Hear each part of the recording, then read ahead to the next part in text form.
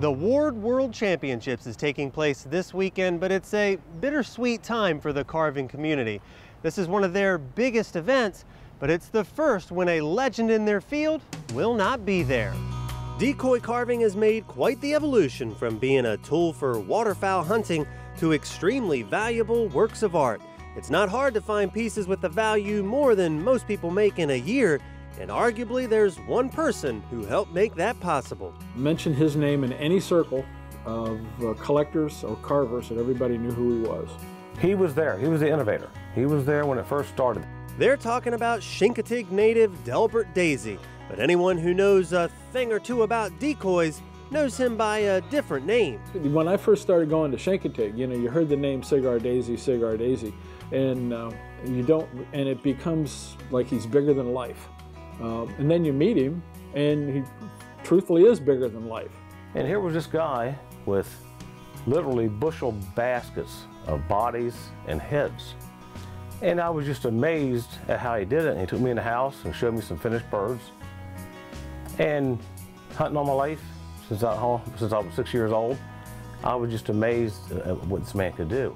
What Cigar Daisey could do was carve decoys. With a block of wood and a hatchet, this man of the marsh was able to create pieces of art that would soon become the envy of decoy collectors around the globe. Yeah, you can always tell a Cigar Daisey decoy, just from his simple style, the way he did things.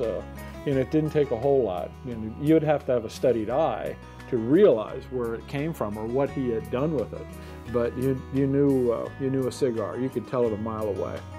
Cigar Daisey is as well known on Chincoteague as salty oysters and wild ponies. Scorchy Taws caught up with Cigar back in 1982. My father and I started in the 1940s. We had an old balsa wood raft, and we made the first regular decoys out of it. Cigar told Scorchy that he got serious about it in the early 60s, and the rest is history. From his humble beginnings of working the marshes as a hunter, trapper, and trader, he became an ambassador for the wildfowl carving and bird carving world, without a doubt. But before Cigar became an advocate for conservation, he sometimes ran afoul of the law. And in case you were wondering where that nickname came from, Cigar tells the story of raiding a duck trap that was set up to band ducks, and he was in there raiding the trap itself, and he dropped his cigars, and that's how he got his name of Cigar. He lit out and took the ducks with him, but he left his cigars behind. So, which is, it's a good way to get a name, without a doubt. That'll stick. But after 89 years, the world will see no new Cigar Daisey creations. He passed away recently, and as some of his fellow carvers acknowledge, it's a void that will be left unfilled. He was always my hero as far as the carver. The hatchet, he showed me how to chop. He was my inspiration on chopping. Nobody nowadays takes a block of wood and chops it with a hatchet. And it's not just his carving skills.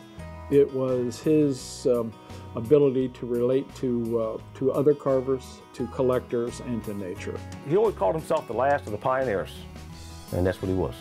We've lost an influence of modern day from the old style decoys and what he would do at the time.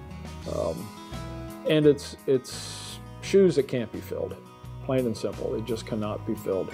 From the marsh of Chincoteague to a decoy carver known throughout the world, the legend that is Cigar Daisey will continue to live on.